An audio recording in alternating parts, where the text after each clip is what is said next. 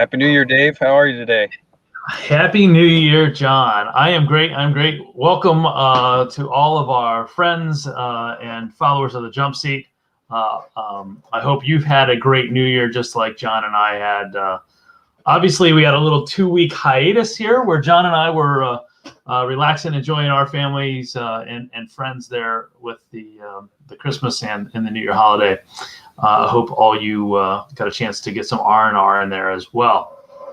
With that being said, we got a little different show today, but for those of you watching for the very first time, the Jumpseat is a weekly spotlight bringing you key industry thought leaders, subject matter experts, and really next-gen insight into the fire service as a whole. It's hosted by myself, David Durstein, as well as my cohort in crime, John Martins, two Jumpseat firemen who really have we're going to lay out for you today how this whole thing came to be, how we've actually put a whole season together of the Jumpseat, and really we kick off the second season here today as well. So, Yep, John, right. Anything else you want to add, man? I mean, Yeah, no, it's been a whirlwind. we'll get to it. It's a new year. I thought it would be a good time, and as we talked before this, just to tell people and those who've watched this how it came about, what we're doing, and where we're going, because it's only going to get better. So I'm excited, and I hope everybody else is as excited as Dave and I are to keep this going and really do a new thing that's really valuable for us. We've learned things, and we've been able to bring in some people that just most people never have a chance to hear from. So, yeah, without any further ado, I guess, as you mentioned, it's something that we're doing now. This is like our 36th episode, but we're actually going to be in season 2 now, episode 1 starting today. Dave, we're kind of going to go through the why, who, what, when, where, and why. I think is a good way to start. So, and then how. We'll tell everybody how we do this because it's actually pretty Yeah, simple. absolutely. And I'm watching our follower kick up who's on here live. By the way, today is going to be really interactive. So if you want to ask questions to John and myself, really just about anything goes, by the way. Just file it into the comments line below, and we'll jump on it as quickly as we can. But, we're really going to give you that background look today of where this thing came from and how do we make it happen every Friday in the Right. scheme of things. So, John, you mentioned the who. Yeah. Start with yourself, Dave. Start with me? Oh, my gosh. Well, Lucky lucky me. If you guys all jump back in time where life was normal, this would have been like last February and March. We heard this thing called COVID. Before we knew it, the brakes slammed on to our routines from a sales perspective. So John and myself had sales roles within the IDEX Fire and Safety Group, and John managing a territory in the Midwest, and myself managing a team that we focused at that time on the top 100 departments around North America. So I was on an airplane any other given day, flying from the East Coast to the West Coast to Canada. Who knows where I was going to be next? And all of a sudden we're stuck at home, right? And we're trying to figure out how to get by and make things happen for the future. And I missed getting in touch with you all, with our customers, with our friends, our fellow brothers of the fire service. And so I kind of had the idea and gave John a call and said, hey, I got this concept. What do you think about us creating our own like Facebook live event that we just throw out every Friday? Or really at that point, it wasn't even Friday. We just do it every week.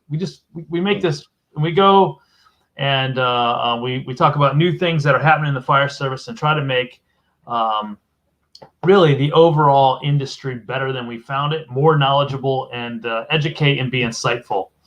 John, I'm going to hand it to you because you can take away your reply and how we got to where we are. Yeah. I remember you and I had a few kind of brainstorming sessions of a kind of a Google document or a Teams document with just notes written all over it of what do we call this?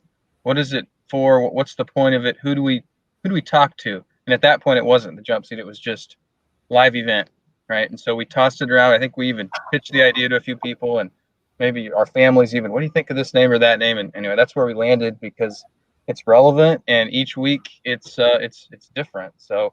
And a lot of people think, well, we just like to sell stuff. Well, we do manufacture and sell, but we also talk about all other sorts of aspects of the fire service that are important for firemen like ourselves. And so I think the key was to tie in something fire related, such as the jump seat, into that, because we are putting someone in the jump seat every Friday. So that's kind of where we landed on that name, and it kind of stuck from that point forward. And as we've gotten a little more accustomed to this, we've found some tricks to make it easier, because when we started this, we were literally, I'll say, we weren't hacking, but it felt like we were hacking 3 different softwares and programs together to make it work.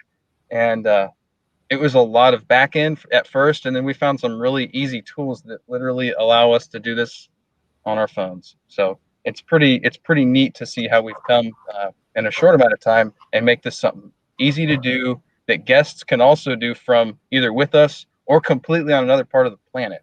So pretty amazing with the technology we have. It forced us to innovate and get creative to do this properly. Yeah. So, taking that to what we do, right? And so how do we prep? Man, you guys, I actually had some folks that I was talking to that said, oh, it's really cool you do your show every week, but man, that takes a lot of time. How do you do it? I can't believe you and John can make that happen. John, should I tell them the truth that we got them all buffaloed? So it does take some time. I'm not going to lie. And John and I spend a little outside of our even working business hours, chatting on the phone, planning. And actually, it's been a lot of fun. I'm not going to lie one bit. But, Yep. What we actually do is it really, we put a lineup together, just like we've got this lineup we're going to roll out to you a little bit later here of some upfront cool things in the coming weeks. We get together probably once a week with our guest who's going to be on the show that week, after either John or I decide we're going to contact who that guest or what that featured topic or subject or group is.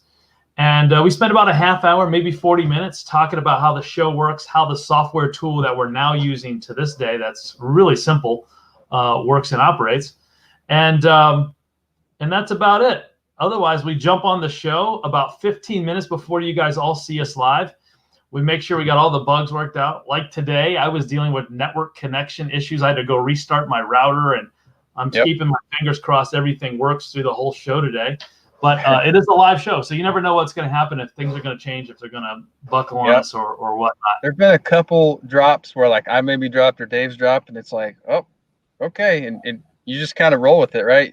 At first, it's got to be perfect. Well, it's not, because the world's not perfect, as we all know. So we just kind of, like you said, roll with the punches and make it happen, and try and carve out a short, effective amount of time. We can't sit here and talk for 4 hours. Well, some of us could, but most people have other things going on in life, right? So we try to crunch it into that 30-minute time frame or 20-minute time frame. Sometimes they've gotten an hour. Sometimes we've hit the 20.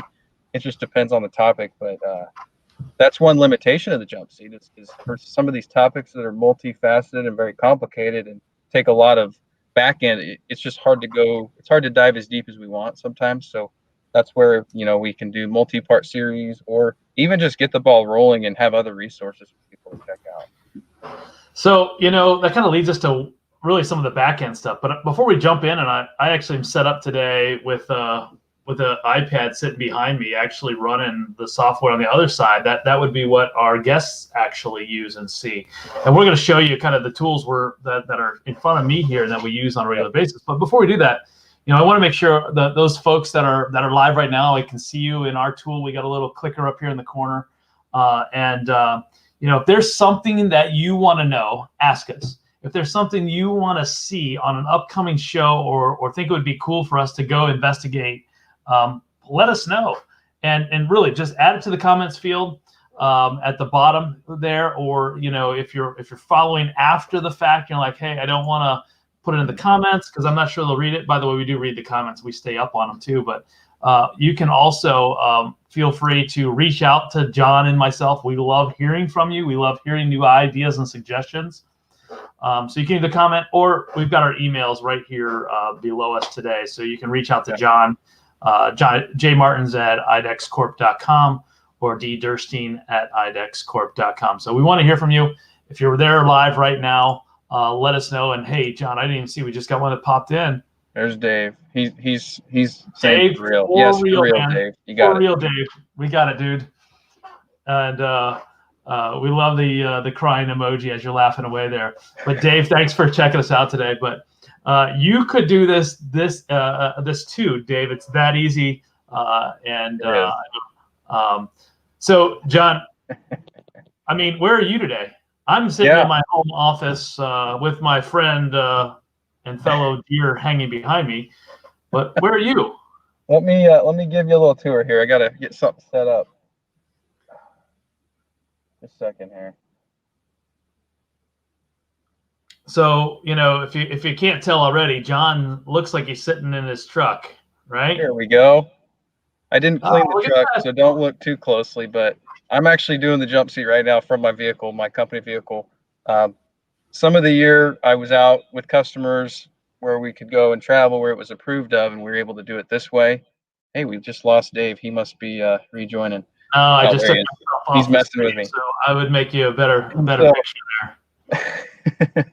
So anyways, today I obviously I'm here in the vehicle, so it's really simple. I've got a laptop set up with obviously a charger, and my other device here is my iPhone. So that's where it's really neat, because we can get somebody that says I'm not tech savvy. I don't do Skype and Zoom, and it's like, okay, well, you don't even have to do that. You just have to click on a link we send you from your iPhone or your Android. You're on the jump seat. No excuses. So that's how I'm doing it today. Dave, you got your office rig set up pretty nice there. Looks like Tracy's saying hi. Hello, Tracy. I do. Hey, Tracy. Thanks for watching and following today. That's great. We love hearing from you guys. I hope you're doing well. So I'm sitting here in my home office, and similar to John, mine's a little bit of a more different dynamic. Sorry, guys, you can see the back of my bald head with that one, but it's pretty easy. I am just hanging out here. You're going to see me two different ways, which is kind of fun. But I've got my laptop computer set with a secondary monitor. John's playing with the effects there. So there you go. I got my laptop sitting there with a secondary monitor. On my laptop screen, John and I actually put up a live real-time a real-time document that we can actually add notes, make changes. We put our script and our thoughts together. So I got that on my laptop screen. We're running our software program on the right, where we can actually look in real time and see the folks coming in. Kind of here on the comment side of things, we're feeding right now to multiple Facebooks as well as YouTube accounts. So it doesn't matter where they comment on, we can see it real time. It's a lot of fun, and we can actually control different views from us by the simple click of a button, which is actually kind of cool and a lot of fun. And so it made what was before a really complex thing very simple for us to bring the jump seat to you guys each and every week. Yeah. And Dave, real quick, tell them another use for this platform. You're able to use it for your fire safety for the month of October at your department. Is that right? Yeah, no, absolutely. So, kind of a fun thing that happened, normally for my fire department, we go out and we visit the local schools and we visit with the kids and we teach fire prevention and do an educational thing, particularly to the younger grades. But we go all the way from our elementary schools to our middle and high schools, and at least do fire drills to them. But in really the elementaries, we focus on fire prevention. But with the COVID situation, we couldn't reach out to them. We couldn't get out to them. And so the question came around, how do we reach the kids? What do we do? John, it's that easy. We just go live right now on StreamYard, right? And so we actually set up and utilize this tool at my fire department to reach out and put together a video that we ended up making sure reached every one of the kids that we would have normally talked to in person, and did a group of folks from the fire service to educate them and train. So the tool can be really valuable, particularly in this whole time. Dave, I understand your frustration in that as well, right? You've been stuck teaching via Zoom for a while now. I can't even, being a training chief and a head of training in your area, that's got to be extremely difficult and challenging. And hopefully we get back in the classroom here soon and we can all get hands-on.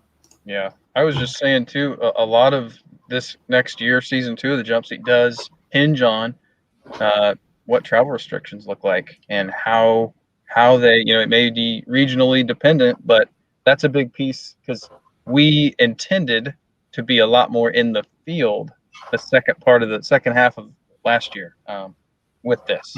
And luckily, we still have ways to to get out there with other people, but we intend to be a lot more action oriented with, on site at various events of all kinds. So I really hope that we're able to do that. It's still kind of up in the air, and of course, with a lot of things going on, and time will just tell. I don't want to say, in 2 months. I've been saying that for 10 months. It feels like. One positive. One positive is a week and a half ago now, I got my injection. So I have had the first dose of the vaccine. So maybe there's some potential that I can get out in the field and we'll get some travel restrictions lifted, maybe a little sooner than you, John. But I hope you're not far behind. But kind of one of our goals always has been not to do it in this manner, to actually do it where John and I are on the exact same camera screen, actually in front of a fire truck. Maybe even riding in the back of the jump seats side by side. That would be great. I can't wait till we get to do that. Yeah, I hope that day is not too far from now. So I know we got a good show kind of lined up next week. Without giving away our guest, what's the general theory and topic, John? Yeah. So morale and leadership in the fire service has always been of importance, of course.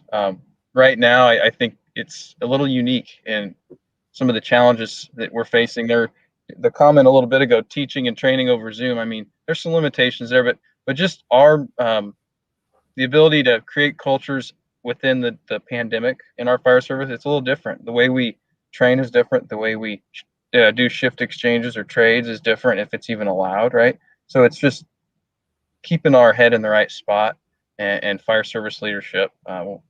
I really want to focus on that this time next week, and then also throughout a lot of 2021, because I think we'll be against some things for a while that we need to overcome.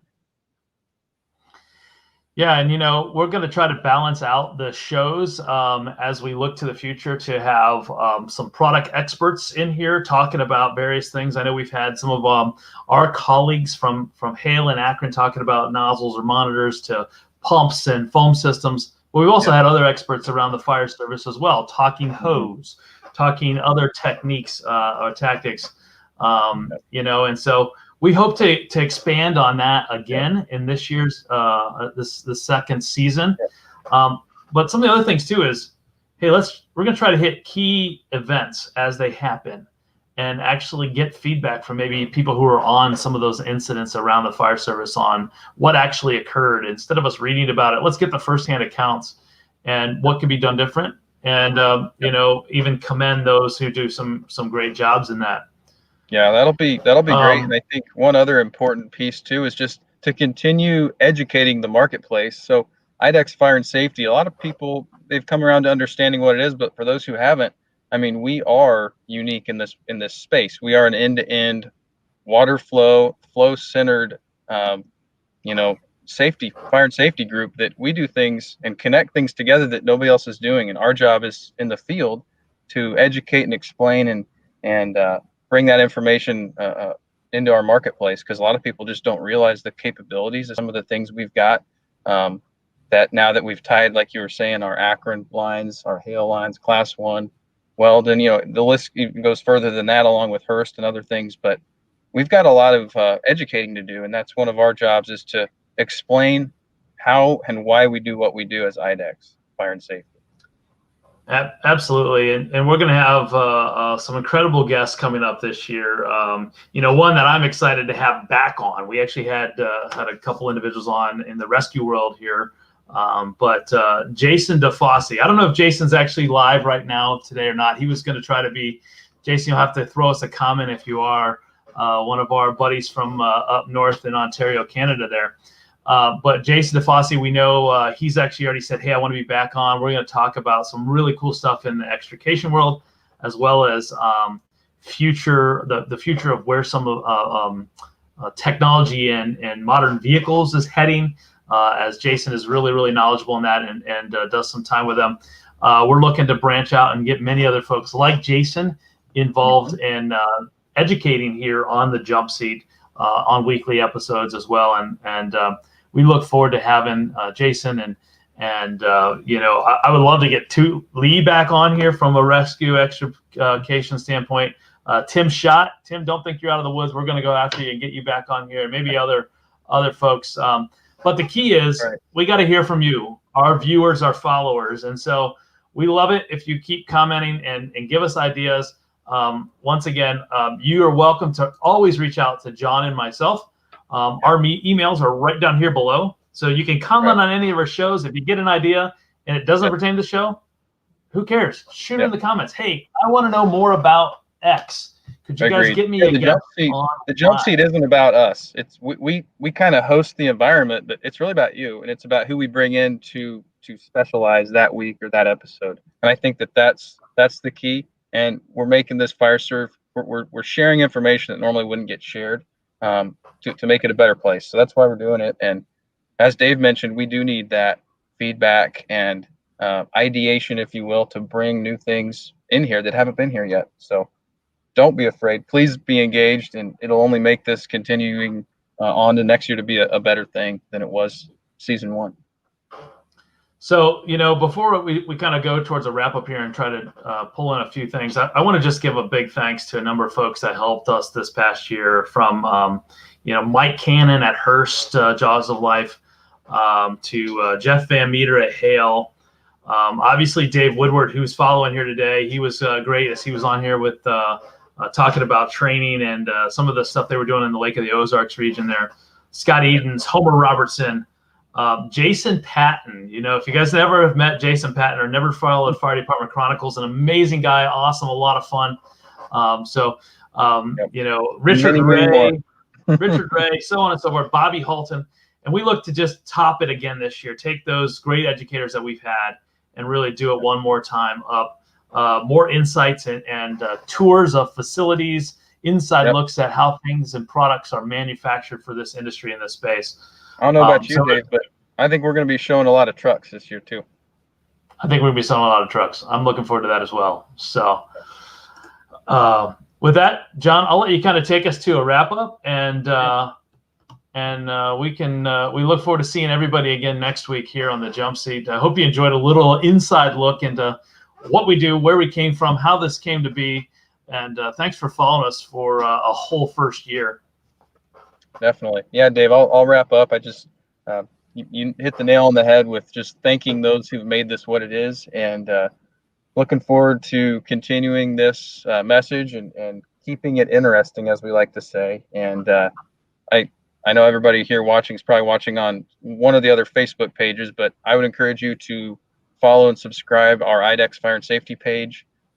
If you're already on our Akron page, check out the Hale page as well. If you're on the Hale page, check out the Akron. We're even on YouTube. So we're really trying to get this message out as we have the ability to do that, being a large stakeholder in our industry. So follow our pages, and please invite your friends to benefit from what you've already benefited from through the Jump Seat. So without anything else, I do look forward to next week. And as always, everybody, hope you stay safe, and we'll see you here in next Friday on the Jump Seat again for episode 2. See you then.